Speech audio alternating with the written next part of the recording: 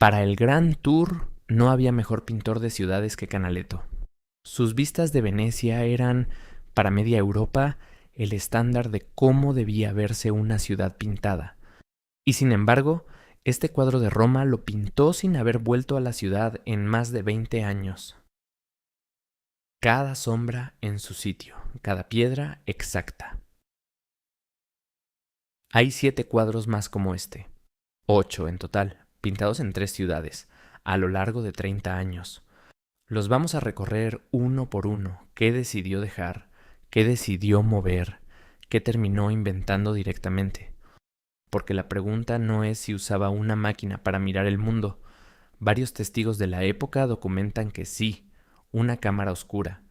La pregunta es, ¿qué hacía después con lo que esa máquina le daba?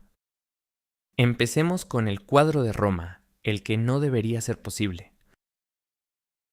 En la Roma real, si te paras justo en el punto desde donde Canaletto pintó, el Coliseo se ve centrado en el vano del arco.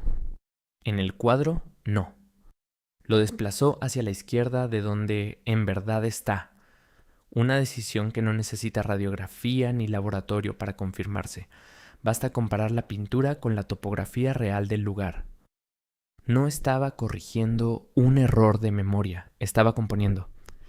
Y esa palabra, componiendo, va a repetirse en las próximas 7 obras, cada vez de una forma distinta. Retrocede más de 20 años a un Canaletto que todavía no le vendía nada a Inglaterra.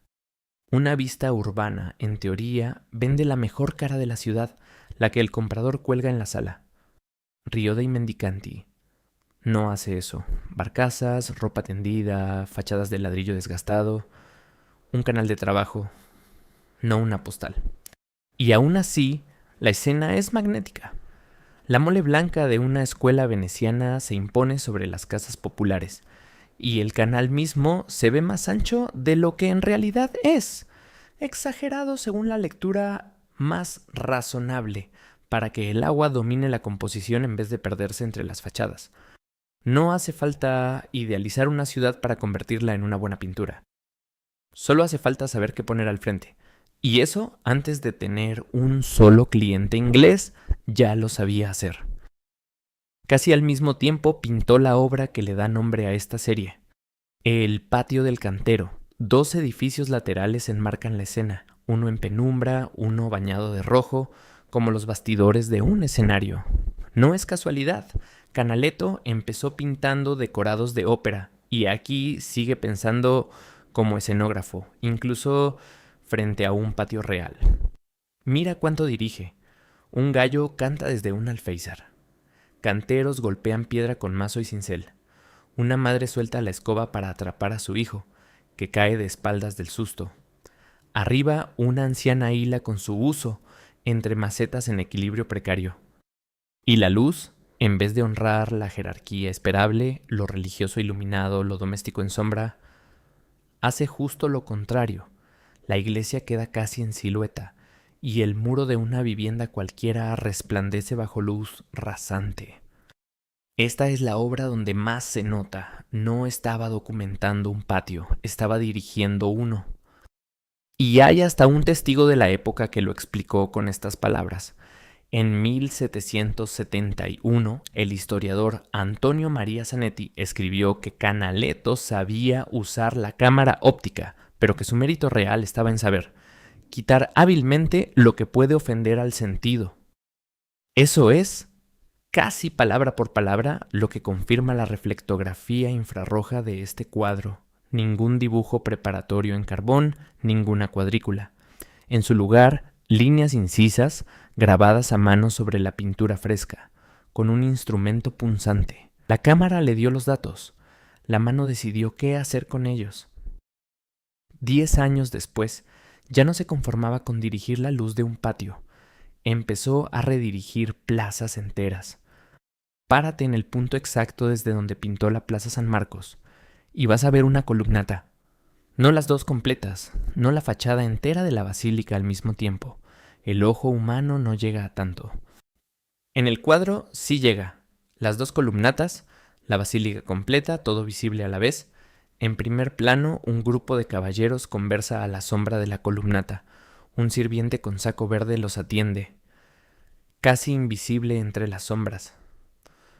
Todo bañado por el sol del mediodía, en una simetría que ningún punto fijo del mundo real puede ofrecer.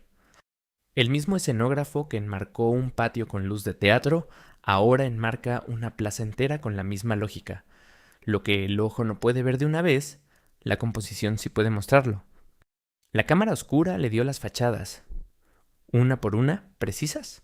Su composición fue la que las reacomodó en un plan que nunca existió así, de un solo vistazo.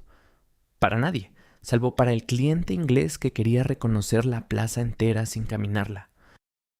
Y si podía mover un monumento, o ensanchar un canal, o desplegar una plaza entera de un vistazo, ¿por qué no mover el sol? En Campo Santi Giovanni e Paolo, las sombras de la fachada gótica caen como si la luz viniera del norte. En el hemisferio donde está Venecia, eso es imposible.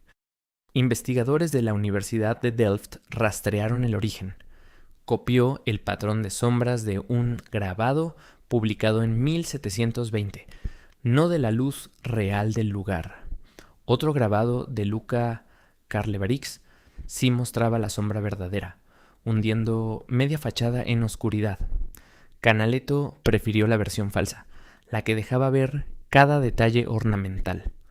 Otra vez el escenógrafo decidiendo por encima del físico. Llevado al extremo, esto es el capricho arquitectónico. Canaletto tomó edificios reales, la Basílica de Vicenza, el Palacio Chericati, y los trasplantó a orillas de canales donde nunca estuvieron, góndolas lamiendo escalinatas que en la vida real jamás tocó el agua. Con esa misma lógica pintó Roma sin estar en Roma. La Piazza Navona, con la fuente de Bernini en el centro, la pintó ya instalado en Inglaterra, 30 años después de su único viaje a la ciudad, sin cámara oscura esta vez, porque no podía. La imagen venía solo de la memoria o de dibujos guardados desde aquel viaje. Roma reconstruida sin volver a pisarla. La misma operación que ya viste en el Coliseo, esta vez aplicada a una ciudad entera. El cliente del Grand Tour no compraba un mapa, compraba la ciudad que solo Canaletto sabía construir. En 1746, Canaletto se embarcó a Inglaterra. Un año después pintó el puente de Westminster con la procesión del alcalde. Y algo cambió de raíz.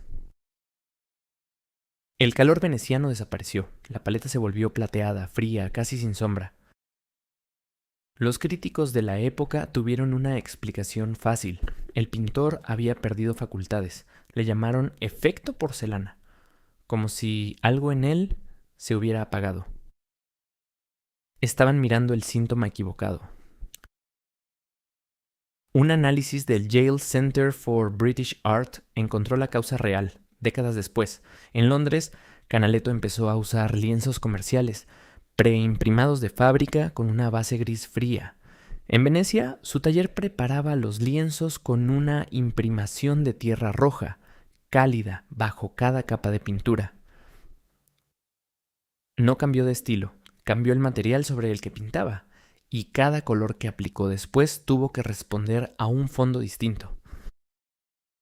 El escenógrafo, otra vez, decidiendo por encima de lo que tenía enfrente, esta vez no una plaza ni una sombra, sino la química misma del lienzo. Lo que los críticos leyeron como declive era química. Pero la química no elige qué pintar encima. Eso, otra vez, siguió siendo decisión suya. 7 años después de Westminster, todavía en Londres, Canaletto pintó la Catedral de San Pablo. Mismo país, mismos lienzos ingleses, mismo fondo gris. Y sin embargo, el cielo de ese cuadro no es plano ni plateado. El sol poniente lo parte entre un azul intenso y un naranja casi encendido. Ni la ciudad decidió sola, ni el material decidió solo. 8 obras, 3 ciudades, 30 años, y en cada una, sin excepción, la misma operación. Un monumento movido, una sombra inventada, una plaza ensanchada, una ciudad entera reconstruida de memoria. La máquina cuando estaba recopilaba. La decisión siempre fue de él. Así se pinta la mejor vista de una ciudad, no copiándola, decidiendo cuadro a cuadro que merece quedarse. ¿Qué fue, entonces, lo único que Canaletto nunca dejó en manos de nadie más? Ni de la máquina, ni del lugar, ni del material.